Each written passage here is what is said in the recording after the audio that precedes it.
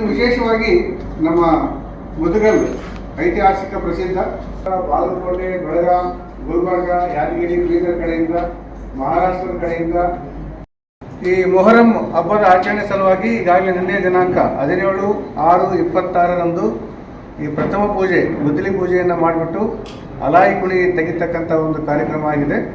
ಕೆಲವೊಂದು ಗ್ರಾಮಗಳಲ್ಲಿ ಈ ದಿವಸ ಮಾಡ್ತಾ ಇದ್ದಾರೆ ಅಂತ ಹೇಳ್ಬಿಟ್ಟು ನಮಗೆ ಮಾಹಿತಿ ಇದೆ. ಅದನ್ನು ನಮ್ಮ ಅಧಿಕಾರಿಗಳು ಅದನ್ನು ದೃಢಪಡಿಸಿಕೊಂಡು ಅದಕ್ಕೆ ಸರಿಯಾದ ರೀತಿಯಲ್ಲಿ ನಮ್ಮ ಬಂದೋಬಸ್ತ್ ವ್ಯವಸ್ಥೆಯನ್ನು ನಾವು ಮಾಡಿಕೊಳ್ತಾರೆ.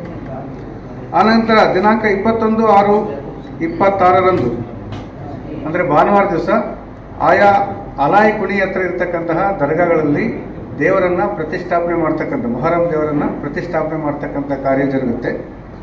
ಆನಂತರ 7ನೇ ದಿವಸ ಅಂದರೆ ದಿನಾಂಕ 23/6/26ರಂದು ಮಂಗಳವಾರ ದಿವಸ ಆ ದೇವರು ಒಂದು ಕೂಡಿಸತಕ್ಕಂಥ ಮಿಲನರಾತ್ರಿ ಅಂತ ಹೇಳ್ಬಿಟ್ಟು ಕಾರ್ಯಕ್ರಮ ಮಾಡಿಬಿಟ್ಟು ಆ ದೇವರು ಎಲ್ಲಿ ಕೂತಿರುತ್ತೆ ಅಲ್ಲಿಂದ ಅದೇ ಓಣಿನಲ್ಲಿ ಸಂಚರಿಸಿ ಮತ್ತೆ ಪುನಃ ಅದೇ ಸ್ಥಳಕ್ಕೆ ಬಂದು ಪ್ರತಿಷ್ಠಾಪನೆ ಆಗ್ತಕ್ಕಂಥ ಕಾರ್ಯಕ್ರಮ ಇರುತ್ತೆ.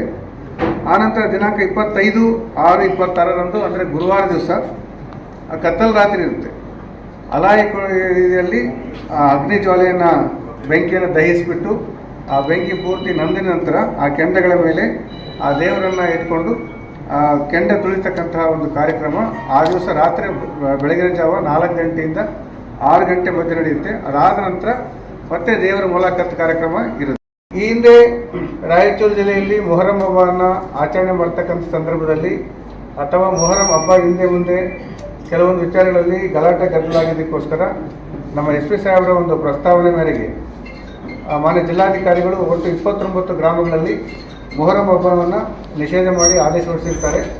ಈಗಾಗಲೇ ಆ ಎಲ್ಲ 29 ಗ್ರಾಮಗಳಲ್ಲಿ ನಮ್ಮ ಸ್ಥಳೀಯ ಪೊಲೀಸ್ ಅಧಿಕಾರಿಗಳು ಸರ್ಕಲ್ ಇನ್ಸ್ಪೆಕ್ಟರ್ ಮತ್ತು ಸಬ್ ಇನ್ಸ್ಪೆಕ್ಟರ್ಸ್ ಹೋಗಿ ಸಭೆಯನ್ನು ನಡೆಸಿಬಿಟ್ಟು ಮೊಹರಂ ಬ್ಯಾನ್ ಆಗಿರ್ತಕ್ಕಂಥ ವಿಚಾರವನ್ನು ಅವರಿಗೆ ಪ್ರಸ್ತುತಪಡಿಸಿಬಿಟ್ಟು ಅವರ ಸಹಕಾರವನ್ನು ಸಹ ಕೋರಿಕೊಳ್ಳಲಾಗಿದೆ.